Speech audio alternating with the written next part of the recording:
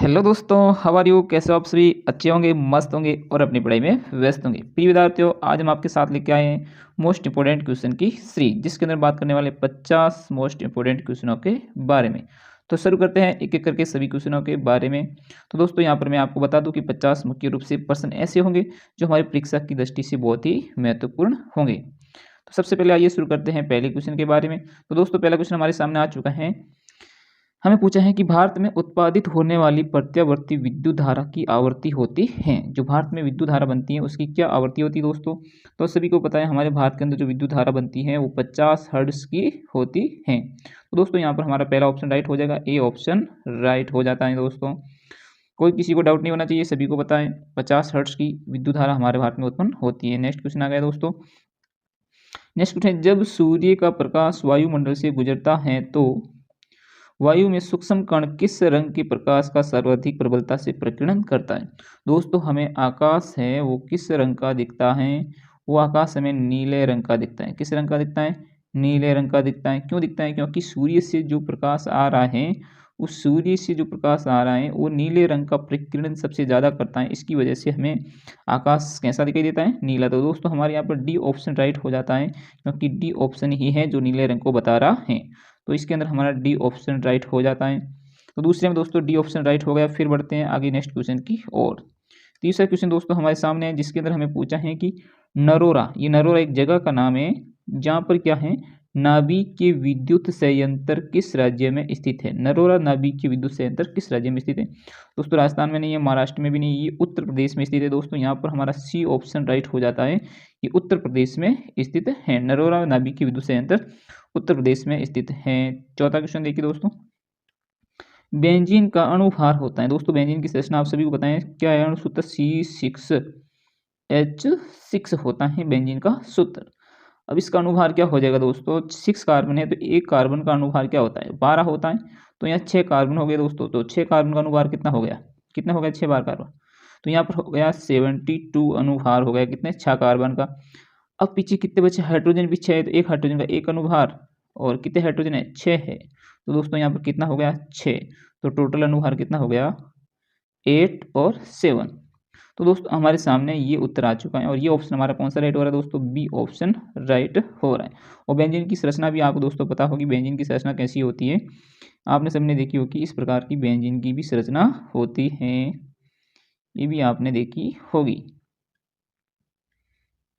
ये बेंजीन की क्या होगी? संरचना। तो दोस्तों, इसका ऑप्शन राइट हो गया 78।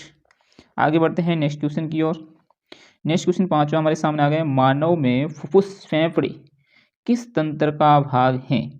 पोषण ही नहीं, ये तो पाचन तंत्र हो गया दोस्तों, पोषण तो नहीं होगा, पाचन तंत्र का भाग है। ये तो किसका भाग है? पाचन तंत्र का भाग है। उत्सर्जन तंत्र इसका भी भाग नहीं है।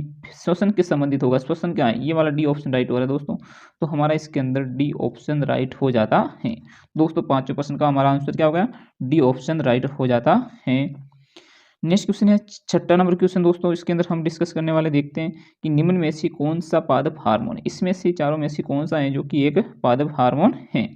तो दोस्तों, आप देखोगे इंसुलिन, इंसुलिन तो पादप हार्मोन नहीं है, ये तो मानव हार्मोन है। और किस ग्रंथि से रिलीज होता है? तो ये किससे होता है? अग्नाशय से। किससे होता है? अग्नाशय से रिलीज होता है। फिर है थायरोक्सिन, ये थायराइड ग्रंथि से रिलीज होता है, थायराइड ग्रंथि से।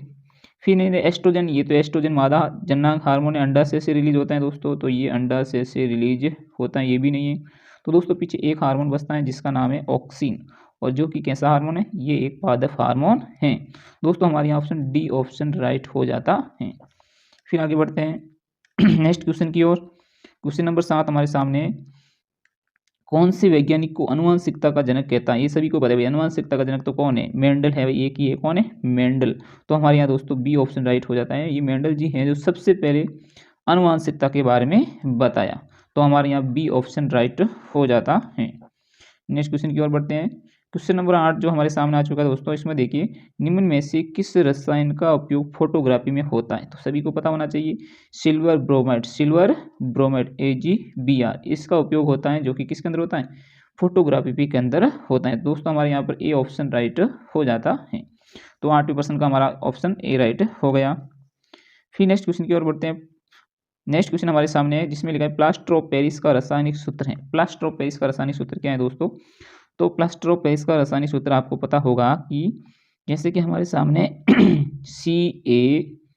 CaSO4.2H2O, ये है कैल्शियम सल्फेट है कि नहीं, ये कैल्शियम सल्फेट है। इससे इसको हम बोलते हैं जिप्सम। क्या बोलते हैं? जिप्सम।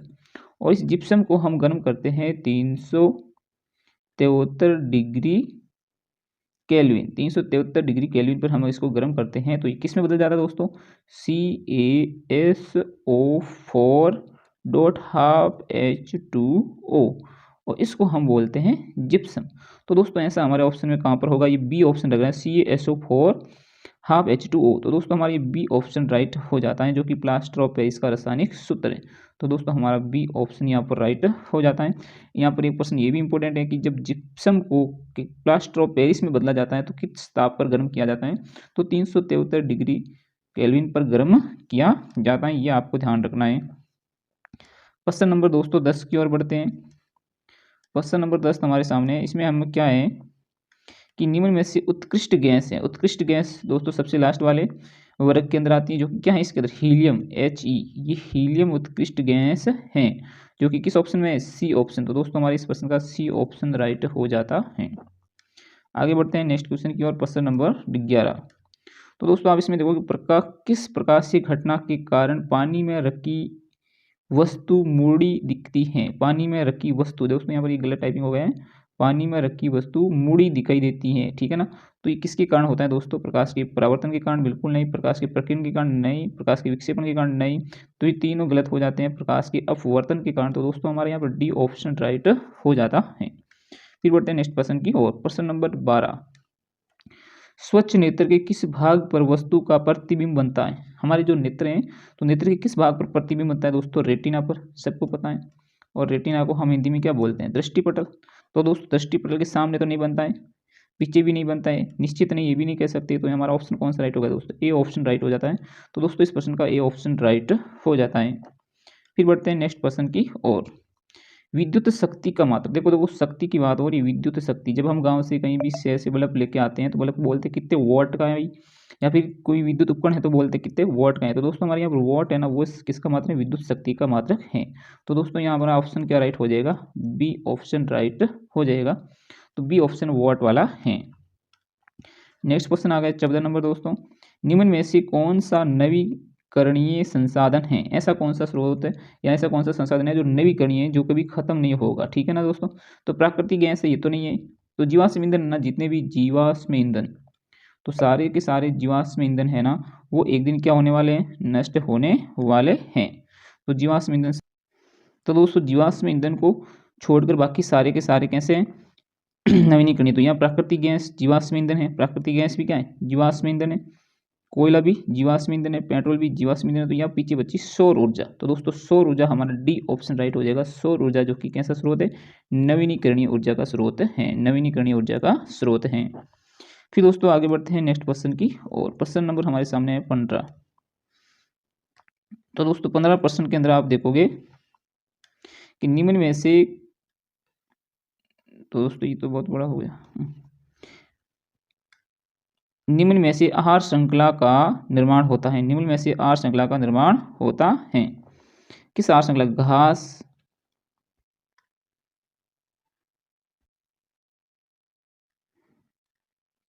क्या हो गया? तो दोस्तों घास, घास को कौन? गेहूं, गेहूं से क्या? आम। ये तो आहार श्रृंखला नहीं है भाई, घास को गेहूं नहीं खा सकता है, ये तो गलत हो जाता है। फिर देखो घास, घास को कौन खा सकती है? बकरी, बकरी को कौन खा सकता है? मानव। हाँ दोस्तों ये बी ऑप्शन राइट हो जाएगा। तो हमारा यहाँ पर बी ऑप्शन राइट हो जाता है। ये आहार श्रृंखला ठीक लग रही है, जो आहार श्रृंखला का निर्माण कर रही है। फिर बढ़ते हैं नेक्स्ट प्रश्न की और। प्रश्न नंबर 16। तो दोस्तों प्रश्न नंबर 16 जो कि हमारे सामने है। प्रश्न नंबर 16। टिहरी बांध बना है, गंगा नदी पर बना है, नर्मदा नदी पर बना है, सोन नदी पर बना है, चंबल नदी पर बना है। तो दोस्तों आपको सभी को पता है कि टिहरी बांध गंगा नदी पर बना है, और ये बहुत ही मोस्ट इंपोर्टेंट क्वेश्चन भी है, बार बार पूछे जाने वाला क्वेश्चन है। तो आपको याद रखना है हमारे यहाँ पर ए ऑप्शन राइट हो जाता है। फिर बढ़ते हैं नेक्स्ट क्वेश्चन की और। प्रश्न नंबर है 16। जिसके अंदर पूछा है कि कार्बन के अपरूपों के नाम लिखो। कार्बन की क्या अपरूप है? तो दोस्तों आप सभी को पता है कार्बन के 3 अपरूप हमने 10वीं क्लास की विषय में पढ़ा होगा कि एक तो कार्बन का अपरूप है हीरा, जो कि दुनिया का सबसे कठोरतम पदार्थ है। ये भी याद रखना कि दुनिया का सबसे कठोर पदार्थ क्या है, तो वो भी याद रखना हीरा होता है। क्या होता है दोस्तों? हीरा होता है। 2 नंबर हम पता रख सकते हैं ग्रेफाइट। ग्रेफाइट है कि नहीं दोस्तों? तो ग्रेफाइट, तो ये ग्रेफाइट भी कार्बन का प्रूफ है। और ये भी याद रखना कार्बन, ये ग्रेफाइट क्या है, हीरा क्या है, कार्बन है क्या, ए धातु है। क्या है? ए धातु है। तो आपको पूछ लिया जाए कोई भी प्रश्न ऐसा कि एकमात्र ऐसी ए धातु का नाम बताइए जो कि विद्युत की क्या है, सुचालक है, तो दोस्तों हमारा ऑप्शन होगा ग्रेफाइट। ग्रेफाइट क्या है? ये विद्युत की सुचालक है। विद्युत की सुचालक, विद्युत की सुचालक हैं। या फिर पूछ लिया जाए कि एकमात्र ऐसी ए धातु का नाम बताइए जो इसके अंदर इलेक्ट्रॉन मुक्त अवस्था में पाए जाते हैं। इलेक्ट्रॉन कहाँ पाए जाते हैं? मुक्त अवस्था में। तो भी हमारा ग्रेफाइट हो जाएगा। और तीसरा अपरूप हो जाएगा दोस्तों फुलरीन। क्या हो जाएगा? फुलरीन। फुलरीन। तो ये हमारे सामने 3 कार्बन के मोस्ट इंपोर्टेंट अपरूप हो गए। तो कार्बन के अपरूपों के नाम लिख दिया, एक हीरा हो गया, एक ग्रेफाइट हो गया, एक फुलरीन हो गया। आगे बढ़ते हैं दोस्तों नेक्स्ट क्वेश्चन की ओर। नेक्स्ट क्वेश्चन हमारे सामने है कि नीचे दिए गए परिपथ का परिणामी प्रतिरोध ज्ञात कीजिए। तो दोस्तों बहुत ही इजी प्रश्न है। ये हमारे सामने श्रेणी क्रम में दे रखा है। किस क्रम में दे रखा है? श्रेणी क्रम में। श्रेणी क्रम समझते हो दोस्तों? हाँ, श्रेणी क्रम में दे रखा है। तो श्रेणी क्रम का फॉर्मूला भी आप दोस्तों पता होगा, जिसके अंदर हमने पढ़ा था कि RS बराबर R1 plus R2 plus dot dot dot RN। ये फॉर्मूला आप सबने पढ़ा होगा। तो श्रेणी क्रम में है तो हमारे सामने हम इसको ज्ञात कर लेते हैं। RS बराबर, मैं इसको R1 मान लेता हूँ और इसको मैं R2 मान लेता हूँ।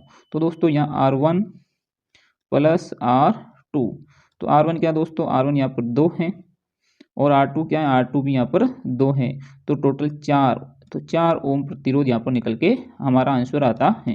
तो दोस्तों आपको ये प्रश्न बहुत ही इंपॉर्टेंट है, परीक्षा के अंदर आने योग्य प्रश्न है।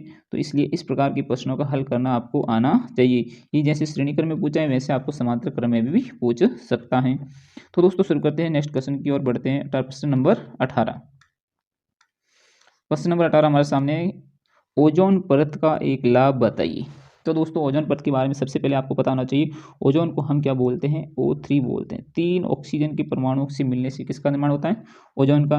और ओजोन परत जो हमारे वायुमंडल के अंदर पाई जाती है वो एक लाभ बताइए। क्या लाभ है? तो सूर्य से जो पराबैंगनी विकिरण निकलती हैं, जिसको हम बोलते हैं यूवी रेज, यूवी रेज बोलते हैं, वो क्या करती हैं हमारे शरीर के अंदर, मानव के अंदर बहुत सारे प्रकार की त्वचा कैंसर जैसी बीमारियां करती हैं। त्वचा कैंसर जैसी बीमारियां करती हैं, तो उससे रोकती हैं। तो मुख्य रूप से हम इसके अंदर क्या बात बोल सकते हैं कि ओजोन परत से लाभ हैं।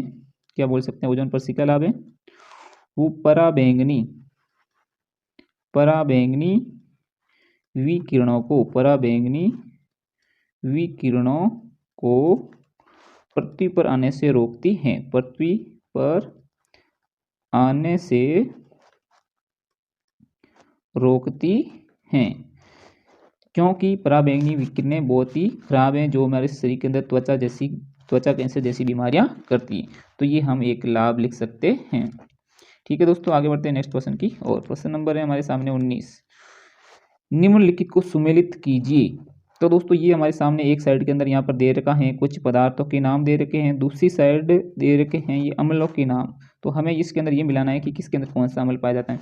सबसे पहले संतरा की बात करते हैं। संतरा कैसा होता है? खट्टा होता है। और खट्टा कौन होता है? सिट्रस। तो हमारे दोस्तों संतरा के अंदर ऑप्शन मिल जाएगा 3 वाला राइट हो जाएगा। फिर हमारे सामने आंवला। आंवला में कौन सा अम्ल पाया जाता है दोस्तों? आंवला में एस्कॉर्बिक अम्ल पाया जाता है, तो दोस्तों दूसरा राइट हो जाएगा। नेटल का डंक। नेटल के डंक के अंदर कौन सा पाया जाता है दोस्तों? नेटल के डंक में पाया जाएगा मेथेनोइक अम्ल। चींटी का डंक, नेटल का डंक, तो इसके अंदर हम लिख देंगे नंबर 4। फिर इमली के अंदर, इमली के अंदर दोस्तों टार्ट्रिक अम्ल पाया जाता है। तो इस प्रकार दोस्तों हमारे सामने ये प्रश्न का हल हो चुका है। बढ़ते हैं नेक्स्ट क्वेश्चन की ओर। क्वेश्चन नंबर 20 दोस्तों हमारे सामने। प्रश्न नंबर 20 हमें पूछ रहे हैं कि रक्त का कौन सा अवयव है जो घायल स्थान से रक्त के मार्ग, रक्त का थक्का बनाकर अवरुद्ध कर देता है। कभी एक्सीडेंट हो जाता है, लग जाता है या छोटी मोटी चोट लग जाती है, तो हम देखते हैं कि हमारे शरीर से, नसों से जो रक्त बहने लगता है, तो यहाँ एक थक्का बन जाता है। फिर हमारे शरीर से नस से रक्त बहना क्या हो जाता है? बंद हो जाता है। तो हमारे रक्त के अंदर ऐसी कौन सी कोशिकाएं हैं जो रक्त को थक्का बनाकर या बहने से अवरुद्ध करती हैं? दोस्तों लाल रक्त, आरबीसी तो नहीं है, फिर दोस्तों क्या है, WBC नहीं, ये भी नहीं है। WBC तो हमारे रोगाणु से लड़ने का काम करती हैं, RBC हमारे ऑक्सीजन लाने का काम करती हैं। तो सी ऑप्शन बचता है प्लेटलेट्स। तो दोस्तों हमारे सामने सी ऑप्शन राइट हो जाता है। फिर बढ़ते हैं नेक्स्ट क्वेश्चन की, और क्वेश्चन नंबर हमारे सामने 21 है। एवट्टू ग्रंथि को थायरोक्सिन हार्मोन बनाने के लिए क्या आवश्यक है? दोस्तों क्या आवश्यक है सभी को बताएं। आयोडीन की आवश्यकता होती है। किसकी आवश्यकता होती है? आयोडीन की आवश्यकता होती है। तो सोडियम की नहीं होती है, क्लोरीन की भी नहीं होती, फास्फोरस की नहीं होती। तो ये तीनों ऑप्शन गलत हो गए। तो कौन सा ऑप्शन राइट हो जाएगा? डी ऑप्शन राइट हो जाएगा। दोस्तों इस प्रश्न का हमारे सामने डी ऑप्शन राइट हो जाता है। फिर बढ़ते हैं नेक्स्ट क्वेश्चन की ओर। प्रश्न नंबर 22, कोई विलयन जो नीले लिटमस पत्थर को लाल कर देता है। तो दोस्तों आपको एक छोटा सा फॉर्मूला याद होना चाहिए, अनिल नाम से। अनिल एक नाम है बहुत छोटा सा, ये पता होना चाहिए। अ का मतलब होता है अमल, अ का मतलब होता है अमल, और नी का मतलब होता है नीला, नी का मतलब होता है नीला, और एल का मतलब होता है लाल। तो अमल है जो नीले लिटमस को लाल कर देता है। अमल है जो नीले लिटमस पत्थर को लाल कर देता है। और अम्ल की पीएच हमेशा कितनी होती है? 7 से कम। और क्षार की पीएच हमेशा कितनी होती है? 7 से अधिक। तो दोस्तों यहाँ पर ऐसा कौन है जिसकी पीएच 7 से कम है? तो यहाँ पर ए ऑप्शन है जिसकी पीएच 7 से कम है, और यही होगा जो क्या करेगा? नीले लिटमस पत्थर को लाल में बदलेगा। तो दोस्तों हमारे सामने ए ऑप्शन राइट हो जाता है। फिर बढ़ते हैं नेक्स्ट क्वेश्चन की ओर। प्रश्न नंबर 22। प्रश्न नंबर 22 के बाद प्रश्न नंबर आ गया 23। आधुनिक आवर्त सारणी में कितने ऊर्ध्व स्तंभ है? ऊर्ध्व स्तंभ कितने? दोस्तों ऐसी आवर्त सारणी के अंदर खड़ी लाइनें कितनी हैं? तो दोस्तों आपको पता होना चाहिए, जिसको हम वर्ग कहते हैं। क्या कहते हैं? वर्ग, या फिर इसको बोलते हैं ग्रुप। ठीक है ना दोस्तों। तो ये हमारे सामने है 18। कितने हैं? 18। तो हमारा दोस्तों डी ऑप्शन राइट हो जाता है। और ऐसी लाइनें कितनी है दोस्तों आवर्त सारणी के अंदर, जिसको हम क्या बोलते हैं? आवर्त कहते हैं। क्या बोलते हैं? आवर्त। और आवर्त कितने होते हैं दोस्तों? 7 होते हैं। तो 7 आवर्त होते हैं, 18 वर्ग होते हैं। फिर बढ़ते हैं नेक्स्ट क्वेश्चन की ओर। प्रश्न नंबर है 24 हमारे सामने। दो तंत्रिकाओं के मध्य खाली स्थान को क्या कहते हैं? तो दोस्तों ये सीधा सा ऑप्शन है, सिनेप्स कहते हैं। क्या कहते हैं? सिनेप्स। दोस्तों हमारे यहाँ पर बी ऑप्शन राइट हो जाता है। तो दो तंत्रिकाओं के बीच के मध्य स्थान को हम क्या बोलते हैं? सिनेप्स कहते हैं। फिर बढ़ते हैं नेक्स्ट क्वेश्चन की ओर। नेक्स्ट क्वेश्चन दोस्तों हमारे सामने कि स्त्रियों में गुणसूत्र का युग्म होता है। स्त्रियों में क्या कौन सा गुणसूत्र का युग्म होता है? एक्स वाई, ये तो नर में होता है दोस्तों। किस में होता है? नर में। एक्स एक्स ये स्त्रियों में होता है। ये किस में होता है? स्त्रियों में होता है। तो याद रखना दोस्तों हमारे यहाँ पर बी ऑप्शन राइट हो जाता है। लिंग गुणसूत्र स्त्रियों में क्या होता है? एक्स एक्स होता है, जबकि नर में क्या होता है? एक्स वाई होता है। फिर बढ़ते हैं नेक्स्ट क्वेश्चन की ओर। प्रश्न नंबर 26। मानव नेत्र द्वारा किसी वस्तु का प्रतिबिंब बनता है। मानव के नेत्र में जो प्रतिबिंब कहाँ पर बनता है दोस्तों? सीधा सा रहता है, रेटिना पर बनता है। कहाँ पर बनता है? रेटिना पर बनता है। तो दोस्तों हमारे यहाँ पर ऑप्शन नंबर 4 राइट हो जाता है। फिर बढ़ते हैं नेक्स्ट क्वेश्चन की ओर। प्रश्न नंबर 27 हमारे सामने है। इसके अंदर बात में विद्युत धारा उत्पन्न करने की युक्ति। जनित्र, गैल्वेनोमीटर नहीं दोस्तों। गैल्वेनोमीटर क्या करता है? विद्युत धारा को संसूचित करता है, कि बताता है कि किसी परिपथ में विद्युत धारा बह रही है या नहीं बह रही है। एमीटर जो विद्युत धारा को मापता है। मोटर तो क्या करती है? विद्युत धारा को किसमें? यांत्रिक ऊर्जा में बदलता है। किसमें बदलता है? विद्युत ऊर्जा को यांत्रिक में कौन बदलता है? मोटर। तो दोस्तों हमारे यहाँ पर ए ऑप्शन राइट हो जाता है। जनित्र सही है, जो क्या करता है? विद्युत धारा उत्पन्न करता है। फिर बढ़ते हैं नेक्स्ट क्वेश्चन की ओर। प्रश्न नंबर है हमारे सामने 28। प्रश्न नंबर 28 का है, एक अश्व शक्ति का मान वॉट में होता है। एक अश्व शक्ति कितने वॉट के बराबर होती है? तो दोस्तों एक अश्व शक्ति कितने वॉट के बराबर होती है? पहला ऑप्शन 1.34 गलत है। 746 वॉट ये ऑप्शन राइट है। दोस्तों हमारे यहाँ पर सेकंड ऑप्शन राइट हो जाता है। तो दोस्तों सेकंड ऑप्शन सही है यहाँ पर। फिर बढ़ते हैं नेक्स्ट क्वेश्चन की ओर। प्रश्न नंबर आ गया 29 नंबर क्वेश्चन। निम्नलिखित में से एल्काइन है। दोस्तों एल्केन, एल्कीन और एल्काइन 3 प्रकार के हमारे फॉर्मूले हैं। एक तो होता है एल्केन, एक होता है एल्कीन, और तीसरा होता है एल्काइन। तो पहली बात तो हमें तीनों का फॉर्मूला पता होना। एल्केन का क्या होता है? CnH2n+2। एल्कीन का क्या होता है? CnH2n। एल्काइन का फॉर्मूला क्या होता है? CnH2n-2। तो ये तीनों फॉर्मूले हमें पता होने चाहिए। अब हमें पूछना है कि निम्न में से एल्काइन है कौन सा। तो दोस्तों आप इसमें देखोगे कि हम फॉर्मूला लगाते हैं एल्काइन का, तो CnH2n-2। तो मैं यहाँ पर 3 कार्बन लेता हूँ सबसे पहले। तो n बराबर क्या होता है, n कार्बन की संख्याएं, कार्बन की क्या है संख्याएं, n कार्बन की संख्याएं।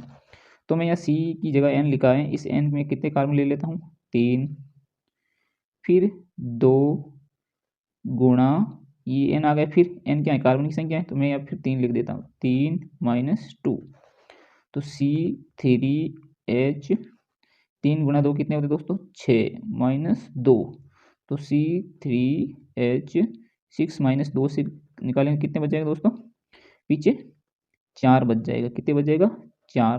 तो ऐसा फॉर्मूला होगा, वही एल्काइन होगा दोस्तों।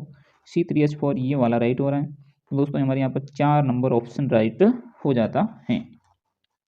फिर बढ़ते हैं नेक्स्ट क्वेश्चन की ओर। क्वेश्चन नंबर 23 एकदम सिंपल क्वेश्चन है। धोबिया सोडा यानी धोने का सोडे का रासायनिक सूत्र है। तो दोस्तों यहाँ पर धोने के सोडे का रासायनिक सूत्र क्या है, तो धोने का सोडे का रासायनिक सूत्र है Na2CO3 10H2O। तो इस प्रकार का सूत्र को हम बोलते हैं धोने का सूत्र। तो ये दोस्तों बी ऑप्शन राइट हो जाता है। तो हमारे यहाँ पर बी ऑप्शन राइट हो जाएगा। फिर बढ़ते हैं नेक्स्ट क्वेश्चन की ओर। क्वेश्चन नंबर 31 है। टूथपेस्ट कैसा होता है, अम्लीय होता है, क्षारीय होता है, उदासीन होता है, इनमें से सभी। तो दोस्तों अम्लीय तो नहीं होता है, क्षारीय होता है, तो बी ऑप्शन राइट हो जाएगा दोस्तों। तो यहाँ पर बी ऑप्शन राइट रहेगा, टूथपेस्ट क्षारीय प्रकृति का होता है। क्वेश्चन नंबर आ गया 32। संगमरमर का रासायनिक सूत्र है। संगमरमर का रासायनिक सूत्र कैल्शियम कार्बोनेट CaCO3। तो दोस्तों यहाँ CaCO3 वाला ऑप्शन राइट है, हमारे यहाँ पर ए ऑप्शन राइट हो जाता है। फिर बढ़ते हैं नेक्स्ट क्वेश्चन की ओर। इसके अंदर फिर से हमें पूछा है कि निम्न में तुल्य प्रतिरोध ज्ञात कीजिए। दोस्तों ये दोनों क्या है श्रेणी क्रम है, ये भी दोनों क्या है श्रेणी क्रम है। तो श्रेणी क्रम का फॉर्मूला भी हमने पढ़ा है। इसको मैं R1 मान लेता हूँ, इसको भी मैं R1 मान लेता हूँ, 2 मान लेता हूँ, इसको मैं 2 मान लेता हूँ, इसको मैं R1 मान लेता हूँ, इसको मैं R2 मान लेता हूँ, इसको मैं इस सिरे को मैं B मान लेता हूँ, इस सिरे को मैं A मान लेता हूँ।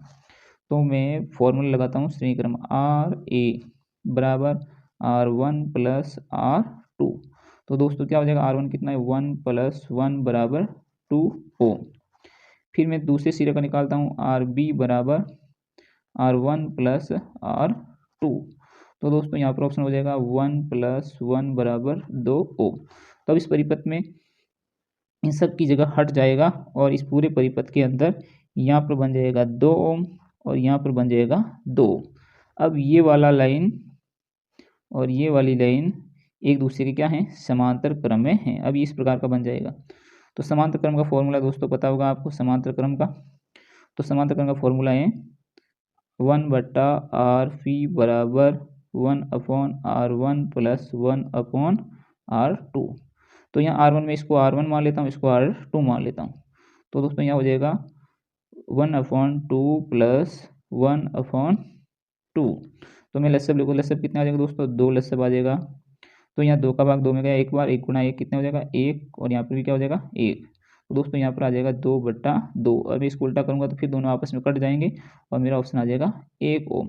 तो दोस्तों इस पूरे परिपथ का तुल्य प्रतिरोध कितना हो जाएगा 1 ओम हो जाएगा। तो दोस्तों 1 ओम यहाँ पर तुल्य प्रतिरोध का राइट आंसर होगा। फिर बढ़ते हैं नेक्स्ट क्वेश्चन की ओर। क्वेश्चन नंबर है 34 हमारे सामने। विरंजक चूर्ण का सूत्र क्या है। तो दोस्तों विरंजक चूर्ण का सूत्र सभी को पता होना चाहिए CaOCl2। ये विरंजक का सूत्र है। इसका पूरा रासायनिक नाम क्या है। तो दोस्तों रासायनिक नाम है कैल्शियम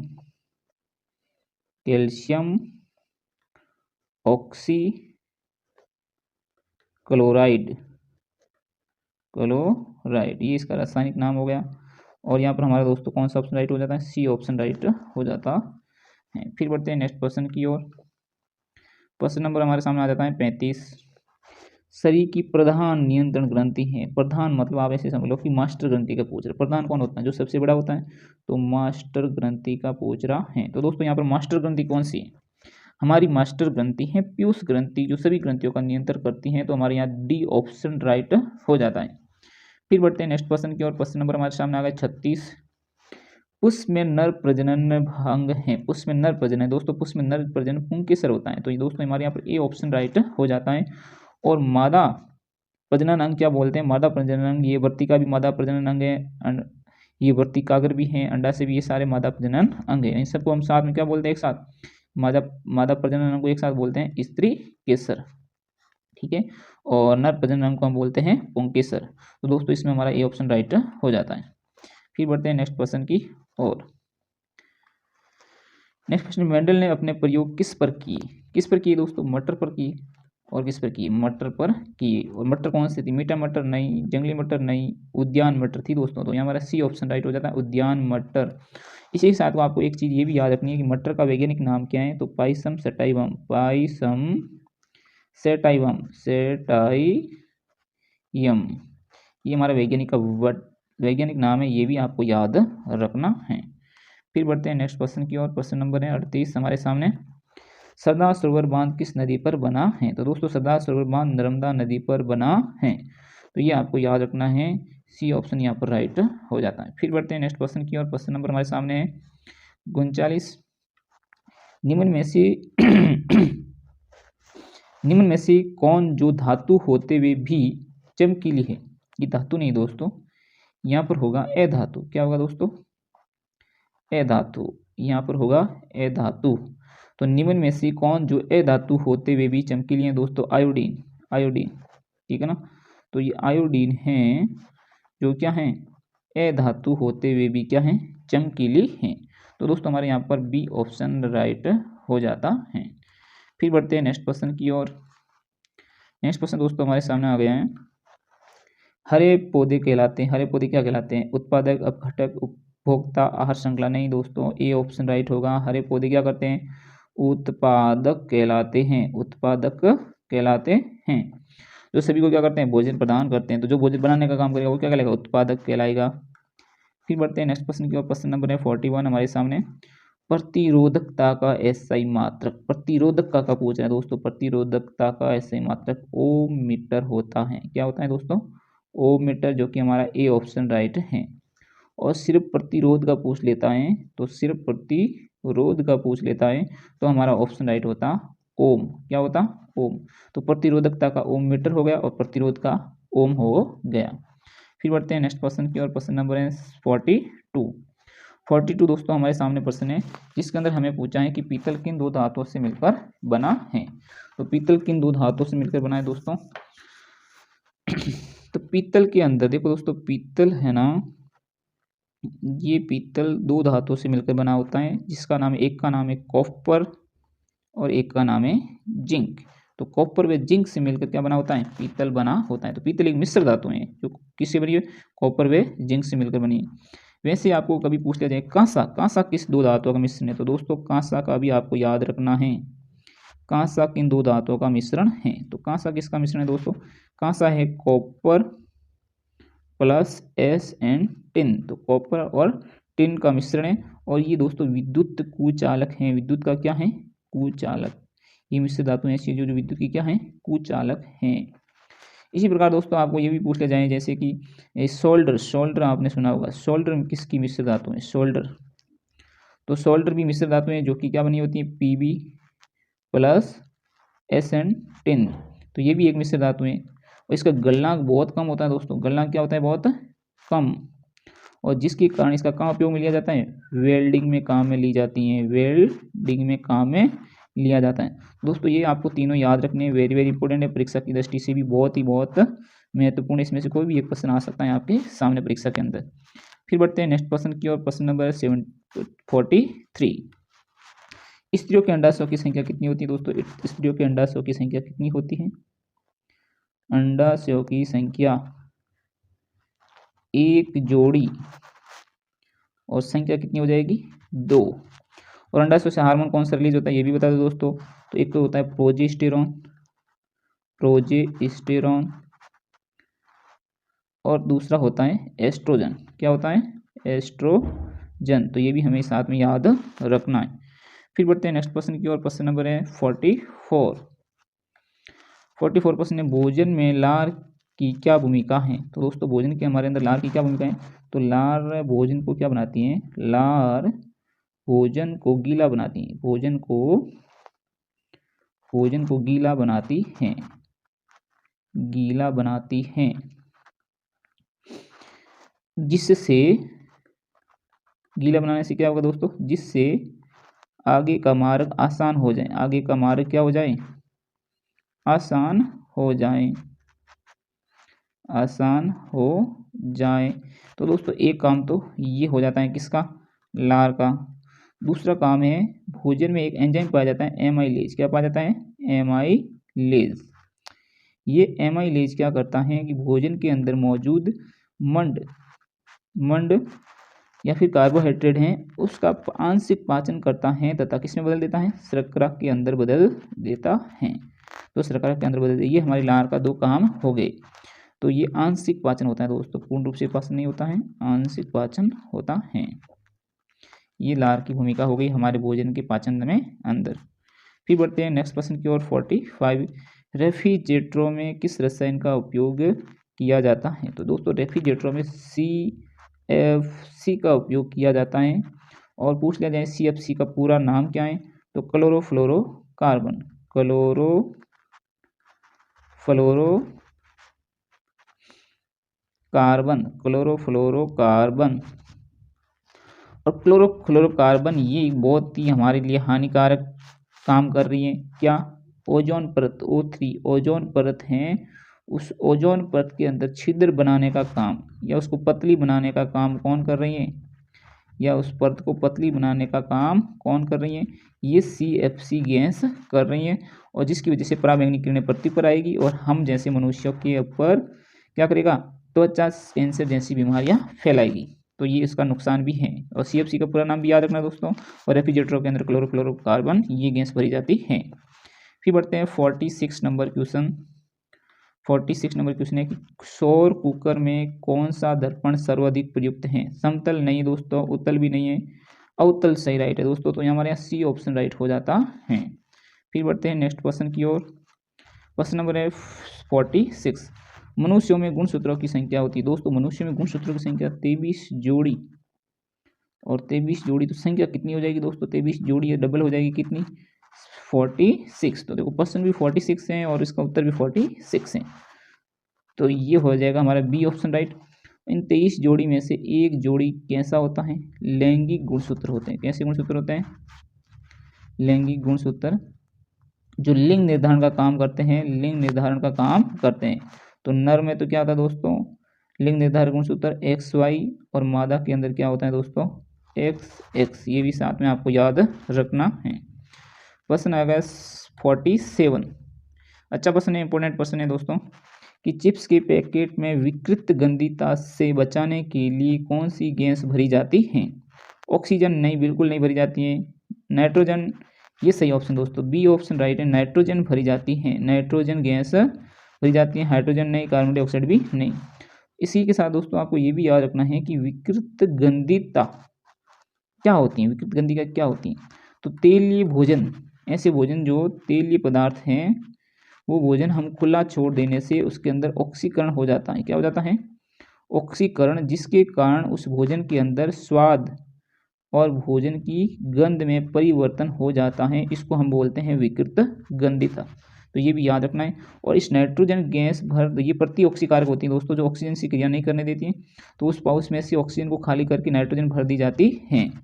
और ये क्या करती है, उस भोजन से क्रिया नहीं करती है या कम क्रिया करती है, जिससे भोजन स्वाद और गंध परिवर्तन नहीं होता है, तब भोजन विकृत गंधीता होने से बच जाता है।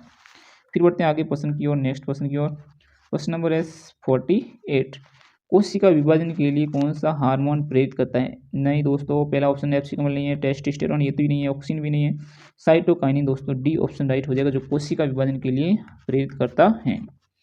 नेक्स्ट क्वेश्चन है, निम्न में से कौन सा पदार्थ लेंस बनाने के लिए प्रयुक्त नहीं होता है। इंपोर्टेंट क्वेश्चन है दोस्तों, बार बार पूछा भी जाता है। जल होता है, प्लास्टिक होता है, कांच होता है, मिट्टी।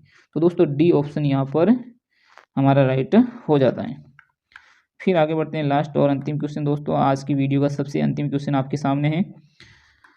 निम्न में से कौन सी धातु विद्युत व उष्मा की कुचालक है। ऐसी कौन सी धातु है जो विद्युत की भी कुचालक है और उष्मा की कुचालक है। तो हमने सभी पढ़े थे कि धातु विद्युत की सुचालक होती है, लेकिन एकमात्र ऐसी धातु कौन सी है दोस्तों, लेड। तो हमारा D ऑप्शन राइट हो जाता है, लेड जैसी एकमात्र ऐसी धातु है जो विद्युत में ऊष्मा की क्या है, कुचालक हैं। क्या दोस्तों, कुचालक हैं। तो दोस्तों हमारे यहाँ पर 50 मोस्ट इंपोर्टेंट क्वेश्चन हमने लेके आए थे और पूरे हो चुके हैं। और अगर आपको ये क्वेश्चन मोस्ट इंपोर्टेंट क्वेश्चन आपको अच्छे लगे हैं तो दोस्तों कमेंट करके ज़रूर बताइएगा, हम और अच्छे अच्छे क्वेश्चन आपके सामने लेके आएंगे। इसी के साथ जय हिंद जय भारत, फिर मिलते हैं एक नेक्स्ट वीडियो के साथ, तब तक हमारे साथ बने रहिए।